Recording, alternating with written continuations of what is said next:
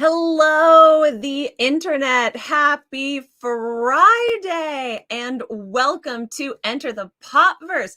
I am Ashley Victoria Robinson, your video producer and host here in the Popverse, which is a weekly roundup chat show talking all things geeky, all things fun. The Popverse is, of course, a virtual realm created by Read Pop, where we are doing our best to celebrate all of the best parts of TV, movies, and comics. I want to remind you, like I do every week, I know that you know what is coming, that you can get the full Popverse experience by visiting thepopverse.com. We have a handy dandy link right there where you can see all the things that we are getting up to all the time here in Ye Olde Popverse. I also want to let you know that next week is our next live show, and by live I mean in person at a convention center, and that is Florida SuperCon. I'm going to be there hosting a ton of fun panels live on the main stage, so please come and check us out at floridasupercon.com. And also, if you follow the Popverse on Instagram, we're going to be posting a fun little video later today sharing what I'm going to be getting up to while I'm there, so I hope that I get a chance to see all of you in Florida. It's going to be a super fun, happy time. We have a greeting from Popverse from everyone, and Jake Hefner leading us off as usual with our first comment. Top of the morning, Popverse. Hoping everyone is well today. Hope you're doing well today too. Jake, thank you so much for starting us off with such a kind comment. Friends, we have such a packed show today. There is so much incredible talent. I want to remind you, of course, that it is Pride Month, and we have some great Pride content available and curated at thepopverse.com. Shout out to Deputy Editor Tiffany Babb for having all of that organized. But before we get into all of these incredible guests, I didn't think we would have time, but we're on a 19 episode streak. So there's no way that I could let this episode go by, or that I could disappoint everybody here and not bring on our very favorite accidental co-host, Graham McMillan. Hi, Graham.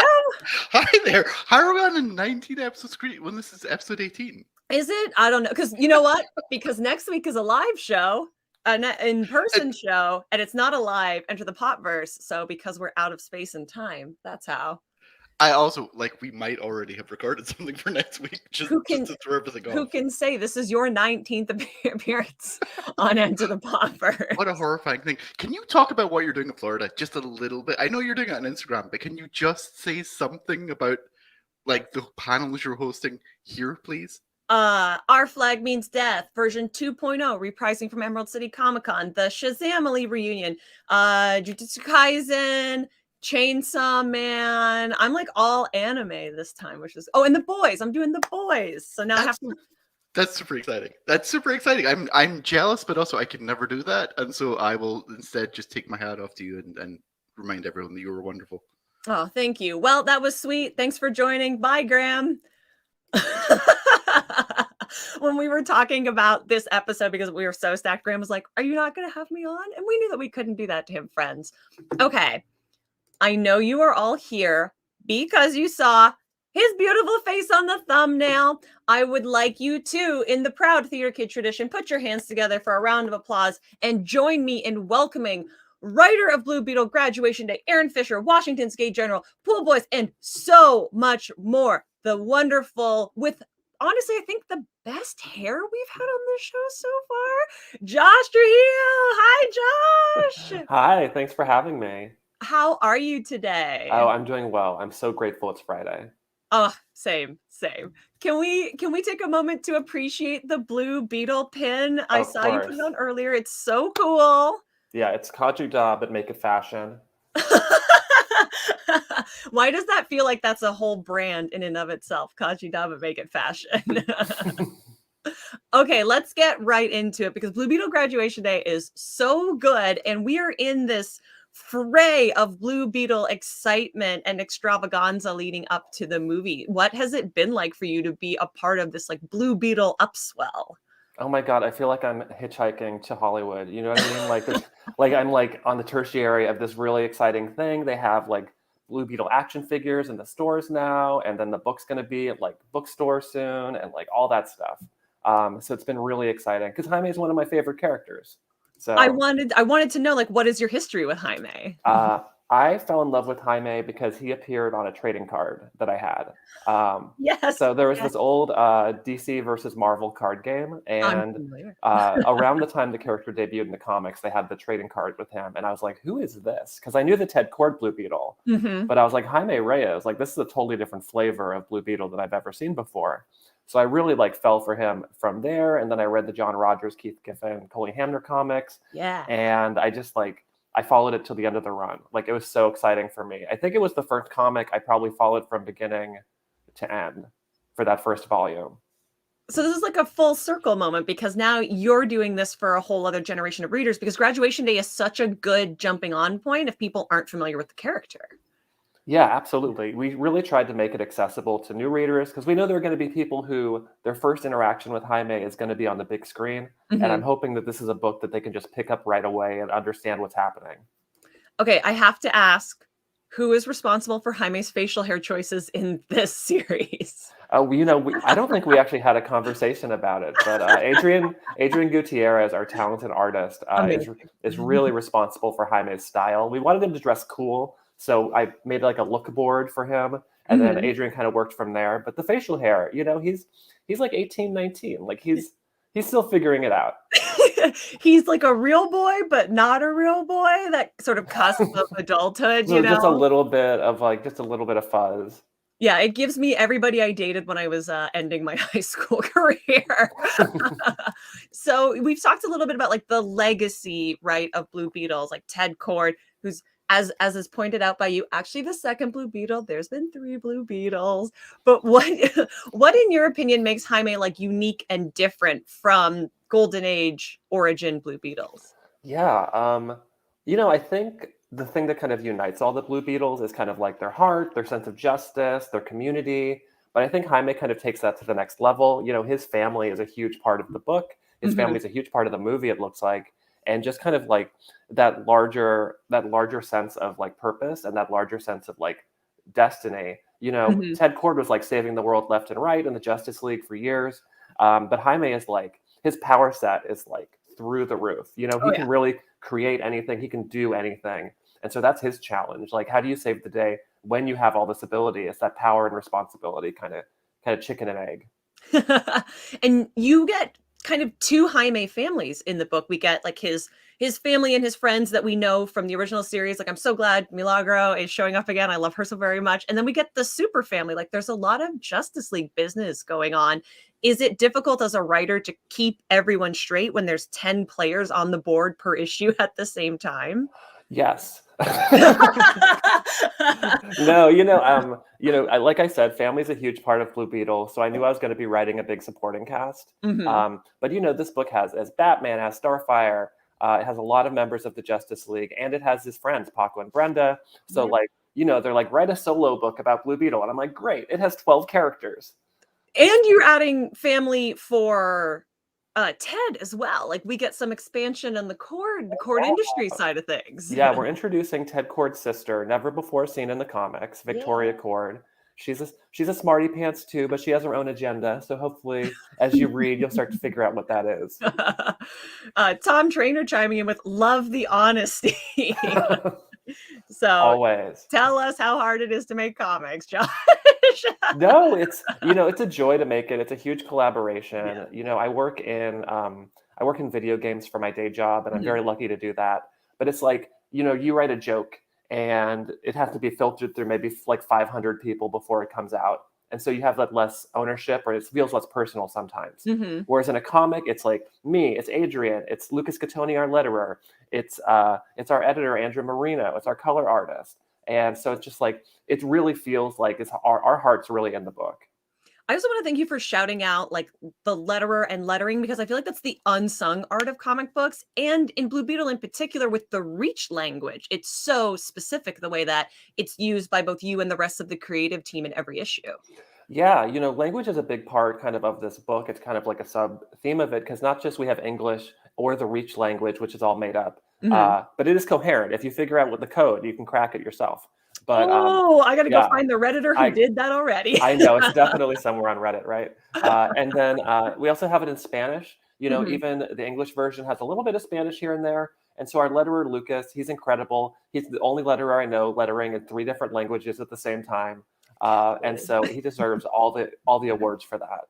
That's so amazing. And I also admire that the Spanish isn't translated in the English language version. It's just like you either figure it out or take the time to figure it out, or you learn from context. But like as a non-Spanish speaker, before I translated it, I do think that the story is clear enough that like just from what's going on panel to panel, you're like, I understand what this conversation is. I understand why Jaime's upset.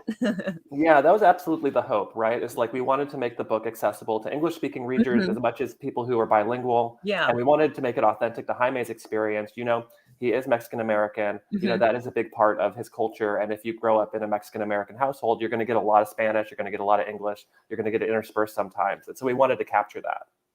We have a great question from Tom Trainer who says, this may not be covered, but how much knowledge of the movie did you get to help with that synergy? Oh, you know, they're pretty good at keeping things under lock and key at WB. So I would say very, very little. We're excited to be coming out around the time of the movie. And obviously there are going to be some similarities in terms of elements from the movie. But, you know, really we're just on our own path.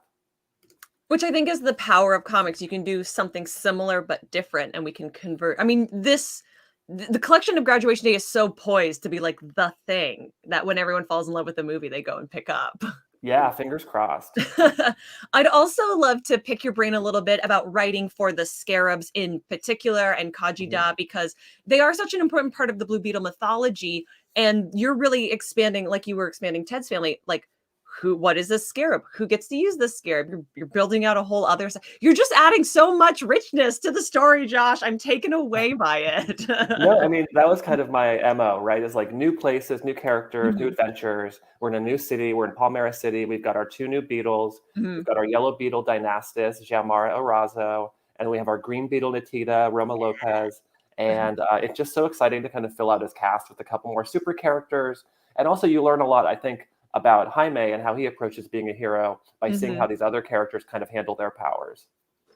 It's feeling like we're building to like a Beetle core, to like make the lazy comparison to like a Green Lantern core, right? Like we're getting one from every color, we're getting the rainbow of Beetles, and they're all going to go off and do so many amazing things.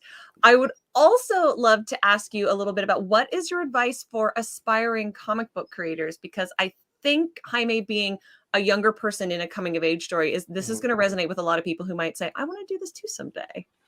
Yeah, you know, I kind of bristle a little bit at the term aspiring, because if you make a comic, you're a comic book writer. Absolutely. You know, if you draw a comic, you're an artist, you know? And so the first thing I would say is just make something. You know, if you're only a writer like I am, you're going to have to collaborate with artists. You're going to have to pay them. You're going to have to find friends who work and want to work in comics too. So I think a lot of it is about finding your community, really having a dedication and working towards it. You know, my first comics, I had to save up my paycheck every other week to pay an artist for 1 page. And so it took a year just to get my first comic to come out. But, you know, like it's been 15 years and now I get to write Blue Beetle. So like dreams come true. Yeah, Blue Beetle with cameos by the entire Justice League. Oh, absolutely. Not for nothing. No, I had to give Adrian certainly a lot of fun things to draw. And then, of course, selfishly, I'm like, I want to write Batman. It's so funny. I love the dynamic, particularly in the early issues between Batman and Superman, because it's like mean dad and nice dad. Oh, yeah. Honestly, they're so easy to write because you grow up with these characters in your head, watching them on TV and video games and comic books and everything. And so, like, I feel like everyone knows how to write Batman, right? Everyone has their take on him. That's so I'm going to be thinking about that for a long time. Everyone knows how to write Batman. That's so lovely to hear. That's like everyone can wear the mask, right? Like I find that very empowering. All right, Josh, you've blown my mind a couple of times, but I've kept you longer than I promised. So my final question before I let you go back into the Popverse is, what are you geeking out about right now that you are not working on? Ooh, comics. No comics. You know, I'm watching my boyfriend play Tears of the Kingdom nonstop. Yes. And the only reason I'm not playing it is because it would eat up every minute of my life. And so I'll get there for sure. But right now, it's definitely Tears of the Kingdom. I'm going to ask that you please tweet about it when you do start, because I personally want to know what that journey is like for you. Oh, the world will know. It took me like a year to get through Breath of the Wild, so...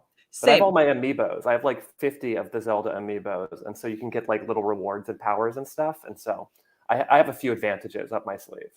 Oh my gosh, that's so. Now I'm just thinking about how long it took me to get that shirt in Breath of the Wild. Josh, thank you so much for joining us. Blue Beetle Graduation Day out right now. Can you just let people know where they can follow you online? And yeah, like I said, maybe follow on Twitter to see what you're getting up to. Yeah, you can follow me on Twitter, Instagram. Other new social medias are popping up every minute, it feels like. But you can follow me at Lost His Keys Man. I lost my keys, man. And so keep an eye out for more Blue Beetle. We launched a new series of Jaime Adventure starting in September. And our new storyline is called Scarab War. So that gives you a hint of what's to come. Ooh, I love that. Josh, thank you so much for joining us today. And I hope we will have you back to talk Scarab Wars. Oh, yeah, absolutely. Anytime. All right, bye. Bye. Oh my gosh, I'm such a huge Blue Beetle fan and such a huge Josh Trujillo fan. That was such a treat for me. I hope everybody else had as much fun as I did. If you want to make sure that you're getting all the lowdown, of course, we have a lot of great coverage of Blue Beetle over on the popverse.com. And we're just going to be ramping up on it because, like I said at the top of the interview, there's so much good Blue Beetle stuff going on. So make sure that you are not sleeping on any of that.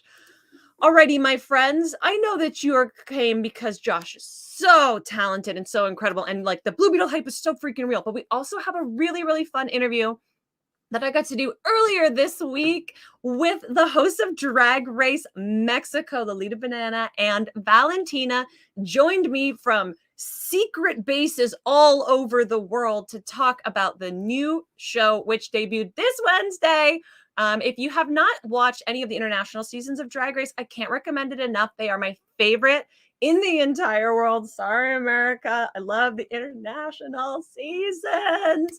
And Drag Race Mexico is available if you're in Mexico at Paramount Plus. If you're anywhere else in the world, MTV and WoW Presents Plus. I am a WoW Presents Plus girly, so come join me over there for all of it. And now I'm going to bring the video in and I'm going to send Ashley out and we're going to see how amazing and how beautiful and how talented these queens are. Are you ready? Here we go. Start by asking the very boring but very exciting question of how exciting is it for Valentina and Lolita to be the hosts of Drag Race Mexico? We are so excited, both Lolita and I. We're also nervous though. It's a melting pot of emotion. There's highs, there's lows, there's like anxiousness, there's excitement, there's hope. It's just such an honor to be in this position for us to be co-hosts together. Outstanding. I also want to know, as former competitors, what is it like now hosting your own Drag Race franchise? What is amazing is it's a perfect circle. It's a circle of life because 1 year ago I was shaving my hair in the main street, and now I'm looking glamorous and fabulous. Not now today, but in the show I will be. You look fabulous always. Thank you very much, honey. So you are. No, it's such a honor, and it's been an amazing year, and we are so proud and so happy to be part of this competition, of this production. Mm-hmm. The production is amazing, and we can't wait anymore. Can we also talk a little bit how both of your drag personas have evolved, how the makeup has changed, and how it's all perfected since we last saw you on television? Well, darling, I can speak for myself, and I can say that I'm always rising from the ashes like a phoenix, time and time again. I'm living the next Pokemon evolution. Yeah. In the gender revolution. No. That's right. In the golden era of drag. We are in our host era.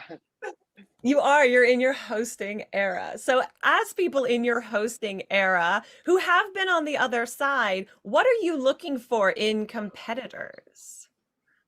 Well, they have to want this crown. They have to be like hungry and starving for this crown, and they have to be very disciplined, very talented, and they have to show us the fire inside it, because we had that fire and we want to see the fire, and they have that fire. Very, very true. What also has it been like to step onto this platform where you're able to uplift so many Latina queens and performers? It's a very big responsibility. I myself, I've been in the scene for about 7 years now, and I've been, opening the doors for representation for Latin, for Mexican, for non-binary people. And it's been a lot of a journey to get to this point. And I think what's really special is that this show is very specific to Mexico and very specific to the LGBT community. And for us to open the doors for people to run right behind is such an honor and such a privilege. And I'm so excited for everybody to be seeing the debut of Drag Race Mexico. And it's going to be debuting on June 22nd on MTV and Paramount Plus. I have it all memorized in Spanish, and I just did it in I've been so worried about having my Spanish be perfect that I'm just like, do I even know it in English? I'm so sorry. I also speak French, but I don't speak Spanish. Thank you for... You're our first English interview today. Oh, hey! Yeah. We're keeping everyone on their toes. Okay, speaking of languages, though, there are so many languages between the two of you that are spoken. So are we going to get a chance to see everybody show off their polyglot lifestyle on the show? Are we going to hear a bunch of different languages? Well, yes, a little. Yeah. I'm Chicana, and then Lolita, she lives in Paris. Ouais, so c'est we ça. have our little moments to really be authentic with our cultures, so it's going to be a fusion of so many different factors that make Drag Race Mexico incredible and spectacular. That's so and lovely. I think it's part of the Mexican drag. Also, Mexican people are people who travel around the world. We are everywhere. So being a Mexican, American Mexican, being a Mexican who lives in Europe, it also represents what Mexico is. So it's part of the complexity of being Mexican. Yes, that's so fabulous. Okay, my last question is, what are you both geeking out about right now that you're not working on? So like, what's something that you're just enjoying in like pop culture right now? Well, right now I am training to be a Mexican showgirl, and there's very specific techniques and postures and things like that are really in line with an era of Mexican showgirls that I'm studying, and I'm very nerdy and very geeky about it right now because I want to do it well. I'm getting ready for a performance, and that's something that I've been currently working on. Is technique as a Mexican showgirl. In Mexico, we call it a vedette. That's so fantastic. And Lolita, what have you been into right now? Well, coming back to Mexico, it's the first time I'm going back to Mexico for so long. It's been 15 years since I live in Paris, and it's my big comeback. So I'm very, very excited about it. Amazing. Thank you so much. This was so wonderful. I hope you have a fabulous rest of the day. And I'm truly dying for the debut. Merci beaucoup, Ashley. Merci, bonne journée. Bye. Thank you, everyone. Thank you very much. See, Tom said you should have thrown in a French question just to really mix it up. We got a little into the French at the end. I will say I would love to do more French language things. So it's really nice to hear from someone who I know is an English speaker. That's really sweet. That made me smile. So they were both so incredible and so lovely and so friendly. Drag Race Mexico, if you haven't seen it, the first episode is out. It's so much fun. It is so freaking good. Graham nailed it. I love how excited Valentina and Lolita Banana are for the show. It makes me excited. Take note, if you're promoting something, you got to be like Josh, you got to be like Valentina, you got to be like Lolita, you got to be excited and just super fun. Not the laughing, crying face. I want to leave everyone as we're heading into this weekend and Florida SuperCon. And then I know it's like 4 weeks to San Diego. It's like a month until the biggest geeky event of the summer. I want to leave everybody with a story that we ran on Popverse and a discussion that I would love to have with everybody who watches this and who watches this in the future, either on Twitter at Popverse Says or in the comments Maybe we'll talk about it next week if people are really into it. But can we just talk for 1 second about the Barbieheimer of it all? Barbie versus Oppenheimer. We're waiting in and asking, are we team Barbie? Are we team Oppenheimer? Are we trying to do both at the same time? They hit right around San Diego Comic-Con, and this is I'm like, if I was a wrestling person, this would be like the fight that I am interested in. I want to know, how's the Barbieheimer controversy breaking down for everybody? Tiffany has a great piece kicking off our coverage. I think we're going to have a couple more pieces coming out about it as the weeks come up. But what are we into? What do we want to see? Yes, settle the debate now. Barbie v. Oppenheimer. I'm just dying about this is our big battle for the summer. So please, I would love everyone to weigh in. If you want to leave this comments, if you want to join us over on Twitter, like I said, but like, this is a discussion I want to have, and I think we will continue to bring up, and we could maybe have when the movies debut. Graham also says, let's not talk about how many weeks are left until San Diego. Oh no. I mean, it's true. It's true. But more importantly, what if we talk about how many weeks there are until, no, not that one. Crushed it. What if we talked about how many days there are until, boom, boom, Florida SuperCon? There are a few tickets left, so I do want to encourage you, if you are in Florida or you're close to Miami, please come out and join us. I mean, look at how cute the website is. Look at how pretty it is. It matches with our color scheme here on Enter the Popverse, so shout out to everybody who designed that. I'm super hyped to do it. Next week, as a result, we're going to have a very, very special version of Enter the Popverse to get us over my travel. Fun guests coming, a really, really fun segment with Graham and I talking all things Marvel. So if you came hoping for like Secret Invasion spoiler talk or non-spoiler talk, that's all going to be next week here on Enter the Popverse. As always, if you want all the details, everything is over at thepopverse.com. Everything that we're getting up to, whether we're traveling to Florida SuperCon and Anime Los Angeles, by the way, we have a contingent coming to Anime Los Angeles. Tiffany and Veronica are going to be here. So if you want to get all the coverage from the two cons, if you want to know how panicked we are about San Diego Comic-Con, if you want more Blue Beetle goodness and more drag coverage, it's all over at thepopverse.com. And for the full experience, including streaming panels from some of these conventions, get yourself the Popverse membership so that you have access to everything that we're creating all the time and you never miss out on any of the fun things that we're getting up to. One more time, don't forget floridasupercon.com.